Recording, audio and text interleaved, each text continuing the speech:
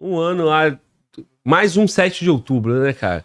Como é que foi isso aí, podendo, já iniciando aí, fazendo um resumo, né? E já entrando nas novidades lá do conflito com Israel?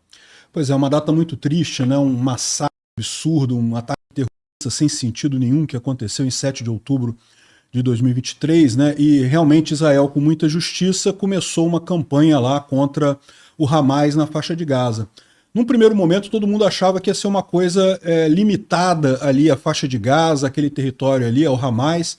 E começou assim realmente, né? Mas cada vez mais o Hezbollah tem se mostrado um ator importante nessa história e recentemente parece que se tornou o foco de Israel, o ataque não mais ali na faixa de Gaza, mas sim no sul do Líbano, né, onde fica o Hezbollah. E no meio dessa história toda, a gente sabe que quem está por trás disso daí é o Irã. O Irã desde o início estava por trás disso, tá? O Hamas não teria condições de fazer o que fez sem o apoio do Irã, sem as armas do Irã, sem o dinheiro do Irã, sem até o, digamos, apoio psicológico, vamos dizer assim, o incentivo do Irã, né? Então, o Irã está por trás nessa história toda. A minha impressão é que Israel sempre soube que em algum momento isso ia chegar no Irã, né? E estamos chegando nisso agora. E a grande questão que fica para todo mundo é, e aí, o que vai acontecer agora, né? Quando tu fala o Irã sempre teve por trás de tudo isso, lá no início, quando todo mundo foi surpreendido com esse ataque, né, em 7 de outubro, o Hamas teria coragem de tomar uma atitude dessa? E aí Israel começa a contra-atacar, né? A responder e fala que vai eliminar o Hamas. Só que ali no Líbano tem o Hezbollah muito forte. E todo mundo sabe do financiamento do laço, né? Desses dois grupos com o Irã. E aí também todo mundo se questionou, pô, a Rússia tá também por trás, né? Não só o Irã, mas a Rússia referendando o Irã, que junto isso é interessante, né? E aquela análise que pro russo tá maravilhoso, porque o mundo, os Estados Unidos principalmente, colocaram todas as atenções para o apoio de Israel e, inclusive, o presidente ucraniano ficava, chamando a atenção, não esquece da Ucrânia não, todo o noticiário ficou em volta disso. Então, a primeira análise, o primeiro cenário era que mais um conflito favorecia a Rússia, né? Por conta do conflito com a Ucrânia. E o Irã envolvido nisso tudo, né, cara? Então, eu queria que você falasse sobre isso também. Não tenha dúvida nenhuma que houve incentivo da Rússia para isso, né? A Rússia, naquele momento, ela estava numa situação muito ruim na guerra com a Ucrânia. Continua com a situação muito ruim, mas o grande problema da Rússia justamente toda guerra, quando começa a durar por muito tempo, ela se torna uma guerra econômica, né? Ela se torna uma guerra em que o país que conseguir sobreviver mais tempo, que conseguir ficar vivo por mais tempo, ganha a guerra. E enquanto a Rússia tem uma economia muito maior do que a Ucrânia tem a ajuda da Europa e dos Estados Unidos. Então o que o Putin via é o seguinte, enquanto o mundo estiver ajudando a Ucrânia, não tem como a Rússia ganhar essa guerra. Ela vai acabar perdendo. Em algum momento, a Rússia não vai ter mais cacife e vai acabar perdendo essa guerra. Então começou com essa história de justamente eles fazerem uma distração, tentar trazer um fato novo nisso daí, né? E o Irã e a Rússia já estão há muito tempo cooperando um com o outro, né? Já existe essa cooperação entre o Irã e a Rússia há algum tempo. O Irã tem fornecido drones para a Rússia e coisa e tal, então é mais do que razoável imaginar que a Rússia estava por trás disso daí também, né? Tem que levar em conta também uma outra coisa, tá? Que reforça isso daí, né? A primeira coisa é que o ataque feito pelo Hamas foi um ataque muito planejado, tá? Não foi uma coisa de impulso, assim, que os caras fizeram, assim, do nada. Vamos fazer um ataquezinho ali, né? Inclusive, se você comparar com ataques anteriormente feitos pelo Hamas, essa não é a primeira vez que o Hamas faz ataques contra Israel, mas foi um ataque muito bem planejado, muito bem elaborado, né? O que sugere que ele teve ajuda de atores externos ali ao Hamas. O Hamas é um grupo terrorista, tem a sua capacidade, mas é limitada a capacidade de planejamento deles, né? Por exemplo, um fator que eles usaram, né, paragliders, né, parapentes, né? Eles usaram isso no dia 7 de outubro de 2023 para justamente terem unidades avançadas lá dos terroristas. Então, Isso fez parte de um planejamento muito grande. Eles treinaram, criaram uma pista de parapente, compraram parapente, ensinaram os caras a usar. Repara como é que é um planejamento muito elaborado isso daí, né? E a outra coisa que aponta também para o envolvimento direto com a Rússia, da Rússia nessa história toda, é a quantidade de armas russas que foram encontradas, tanto com Hamas quanto com Hezbollah. Agora que o Israel está fazendo operações no Hezbollah, lá no sul do Líbano, encontraram uma enorme quantidade de munição, granadas, lançadores de foguete, equipamentos russos de diversos tipos, né? Veja, ter algum equipamento de outro país não quer dizer necessariamente que aquele país esteja participando da guerra, porque pode ser simplesmente que os caras compraram no mercado negro de armas, compraram aquelas armas e eram armas russas e coisa e tal, né?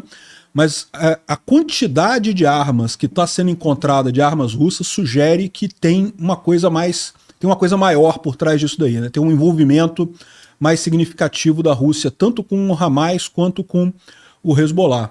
E quando que o Irã entrou de vez, cara, assim, porque Israel começou, né, a desarticular a força do Hamas e para isso também precisava passar pelo Hezbollah, né? E a evolução, né? Já que nós estamos fazendo um panorama, um resumo, né? Já colocamos aqui a influência do Irã e da Rússia, né? Uhum. Agora, quando que o Irã entra de vez? Porque no momento atual o Irã não está só mais como um apoiador que está financiando ou dando condições para que o Hamas tenha coragem ou o Hezbollah tenha coragem. Que momento que isso acontece?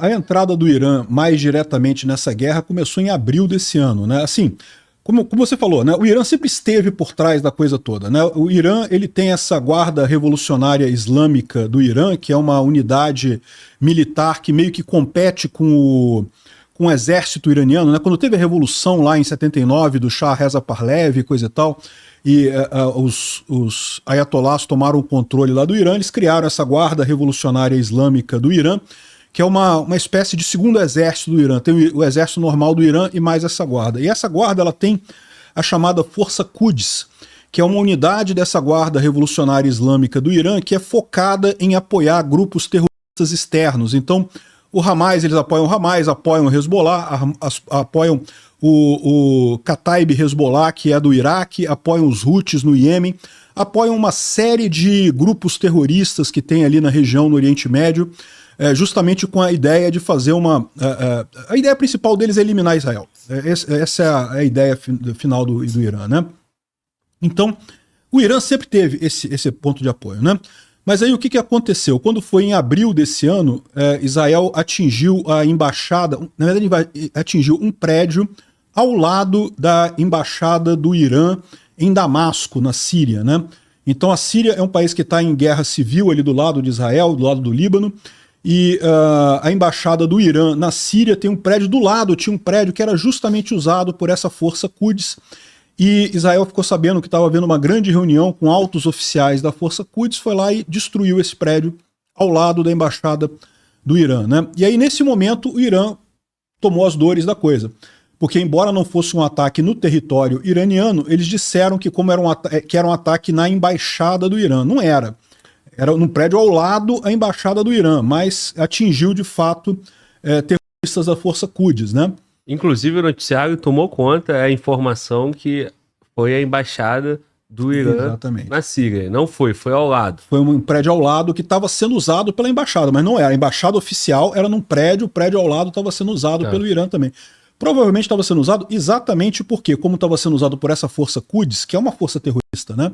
O Irã não queria botar isso direto dentro da embaixada dele. Então botou um prédio ao lado, tem todo o apoio do mundo ali, Israel foi lá e destruiu e matou alguns oficiais de alto escalão lá da Força Quds, né? Aí o Irã já ficou chateado com essa história e em abril teve um outro ataque do Irã contra Israel com vários mísseis, mas que foi muito inefetivo. No final das contas, acabou não resultando em nada, né?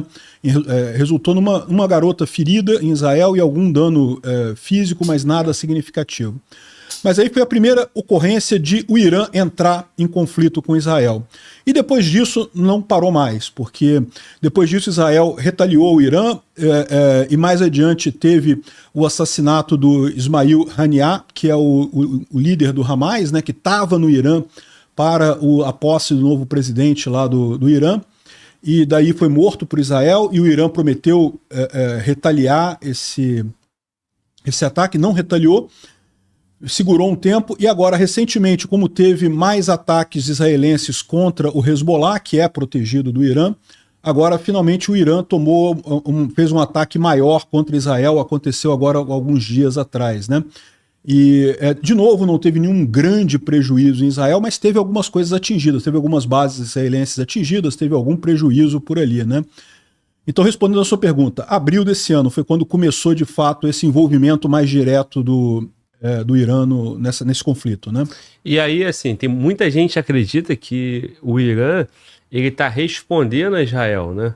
E não que o Irã tivesse provocado. Agora, a explicação por trás disso é que a inteligência de Israel sabe que esses grupos são apoiados e financiados pelo Irã, né? Então não tem como combater esses grupos sem que faça algum ataque, né? Ao Irã, né? Pois é, tem muita gente, o governo do Netanyahu lá em Israel, ele está sendo criticado por muita gente dentro de Israel mesmo, né, que esperava que realmente ele respondesse ao Hamas ali na faixa de Gaza, mas uma coisa é você comprar briga com o Hamas na faixa de Gaza. O Hamas é um grupo terrorista, é um grupo muito perigoso, tem muita força, mas é um grupo limitado, ele não tem muita capacidade. Israel certamente ganharia, como ganhou, né, do Hamas, e está agora tentando eliminar totalmente o Hamas ali na faixa de Gaza. Agora, quando Israel começou a ampliar isso, começou as ações no sul do Líbano, né, que já estão agora acontecendo há alguns meses já, e principalmente essas ações com o Irã, a coisa muda de figura, fica um conflito um pouco maior, né? O Irã realmente é um outro patamar. O próprio Hezbollah já é um outro patamar, tá? Isso. O Hezbollah, embora também seja um grupo terrorista, seja um grupo fora da lei, ele é um grupo muito maior do que o Hamas, muito mais bem estruturado que o Hamas. Então, muita gente em Israel critica o Netanyahu por ter expandido essa guerra para o norte. Mas a minha visão, e que é a visão de muita gente também, é que é inevitável isso. Ou seja, é o Irã que está por trás disso. Não é só uma questão da inteligência de Israel dizer que é isso. Todo mundo sabe que é o Irã por trás disso. Estados Unidos sabe, Europa sabe, todo mundo sabe que é o Irã que patrocina esses grupos terroristas todos, né? Inclusive, o próprio Estados Unidos já tomou ações contra isso. Você lembra, em 2020, logo no início de 2020, quando o Trump ainda era presidente americano, né, ele ordenou um ataque com drones contra o Qassem Soleimani, que era então o chefe da Força Quds, né, da Guarda Revolucionária Islâmica do Irã, né, e matou esse Qassem Soleimani, né, no início de 2020. Então, assim, todo mundo sabe que esses grupos terroristas que atuam ali no Iraque, no Líbano, na Síria, nos Houthis, no Iêmen, todos eles são patrocinados pelo Irã. Então, o que aconteceu foi isso, né? Naquele momento em que Israel atingiu um prédio na Síria, já havia há bastante tempo o grupo Hezbollah atacando o norte de Israel. Então, eles já tinham sido atacados pelo pessoal, né? O Irã diz que não, mas ali era uma embaixada do Irã. Não era embaixada, era um prédio ao lado da embaixada. E era uma força que já estava atacando Israel, né? Não estavam lançando foguetes daquele lugar, mas estavam apoiando diretamente, mandando armas e coisa e tal. Então não tenho o que dizer. Na minha visão, foi totalmente justificado o ataque israelense ali. Foi já uma retaliação aos ataques do Hezbollah no norte de Israel. Então, fazendo um resumo, na minha leitura, a gente vai citar abril, né? Que é esse ataque ao lado da embaixada. A morte, né? O ataque, né, certeiro no líder do Hamas na posse do novo presidente iraniano. Isso. E por fim, por último, né? Quando Israel decide entrar no Líbano, né? Então são esses três momentos aí que fez com que o conflito inicial de 7 de outubro de 2023 contra o Hamas virasse basicamente um conflito contra o próprio Irã. Seria isso? Sim, com certeza.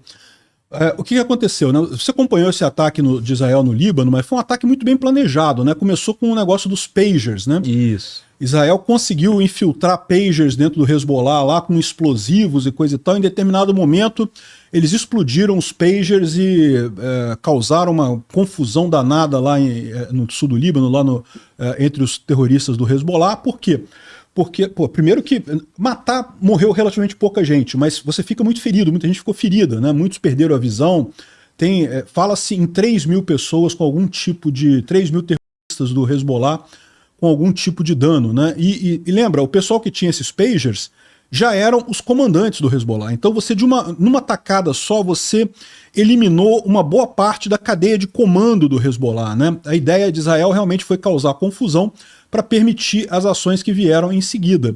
E aí o que veio em seguida? Israel atacou o Nasrallah, que era o líder do Hezbollah, né? Um líder já muito conhecido há muito tempo que ele era líder do Hezbollah. Ele estava, logo depois desse ataque dos pagers, ele se viu obrigado a chamar uma reunião presencial com as pessoas, porque não podia mais comunicar. Como é que ele ia comunicar com o pessoal, né? Então marcaram uma reunião presencial num bunker. Israel sabia disso e foi lá e atacou o bunker e matou o Nasrallah, matou um grande número de oficiais aí do alto comando do Hezbollah, né? E nesse momento ficou claro para todo mundo que isso aí era uma preparação para Israel entrar no sul do Líbano. E de fato foi isso que aconteceu. Ele fez esse ataque primeiro com os pagers, depois atacando o Nasrallah e o alto comando lá do Hezbollah, e em seguida entrando no território do Líbano, né? Israel já está dentro do Líbano agora, avançando sobre as posições do Hezbollah. A grande dúvida que todo mundo ficou foi o seguinte: por que Israel fez isso nesse momento? Por quê? A gente sabe que existe uma pressão muito grande dos Estados Unidos de adiar essa ação. Os Estados Unidos sabia que Israel iria entrar no sul do Líbano em algum momento, ia precisar fazer isso. Mas os Estados Unidos estavam pedindo que Israel aguardasse as eleições americanas, passar o 5 de novembro, depois disso, meu amigo, invade, joga bomba, faz o que quiser. Mas antes do 5 de novembro, prejudica os democratas, né? Os democratas lá nos Estados Unidos têm um dilema muito grande, porque a esquerda americana, a centro-esquerda americana apoia Israel. Então, a maior parte dos democratas apoia Israel. Mas a extrema esquerda americana, alguns democratas mais extremados para a esquerda, apoiam os palestinos, o Hezbollah, o Hamas e coisa e tal. Então qualquer coisa que tenha de confusão no Oriente Médio, os democratas saem perdendo. Não tem problema para os republicanos, o Trump não tem esse problema, porque o Trump é 100% a favor de Israel, não quer nem saber e pronto. Então para os republicanos não afeta nada, mas para os democratas isso é um problema. E o Biden tinha pedido para o Netanyahu, segura aí, depois de novembro você mete bronca e coisa e tal. Por que fizeram agora, né? A gente ficou sabendo que o que aconteceu foi que Israel ficou sabendo que havia um plano do Hezbollah de fazer um outro ataque hoje, no dia 7 de outubro, né? No dia 7 de outubro, no aniversário do ataque, né, que aconteceu no ano passado, o Hezbollah planejava fazer um outro grande ataque no norte de Israel. Então eles estavam planejando isso. Por isso o Israel teve que agir mais cedo, antes da eleição americana. Se viu obrigado a adiantar esses planos, né, a destruir a estrutura de comando lá do Hezbollah e fazer essa ação terrestre para evitar esse ataque do dia 7 de outubro agora deste ano, né, que seria digamos, o plano do Hezbollah para esse ano. Sim. Agora, essa posição da extrema esquerda, né, e esse impacto na campanha dos democratas, isso também é um grande resultado da propaganda, né, que existe, né, no conflito, né? Inclusive, isso não é só lá, aqui no Brasil é o mesmo movimento, né? Então, sim, a propaganda fez com que Israel não tivesse unânime, né? Mesmo tendo sido atacado inicialmente. É verdade, é verdade. Sempre teve uma propaganda muito forte antissemita na esquerda brasileira, né? A esquerda sempre foi essencialmente antissemita aqui no Brasil, né? Contra Israel. Eles falam que não são contra judeus, que são contra o Estado de Israel, mas se você vê os argumentos que eles colocam, é tudo contra os judeus mesmo, no final das contas. Então, sempre teve essa propaganda, né, na esquerda brasileira aqui. E na esquerda americana também, na esquerda mundial, de certa forma.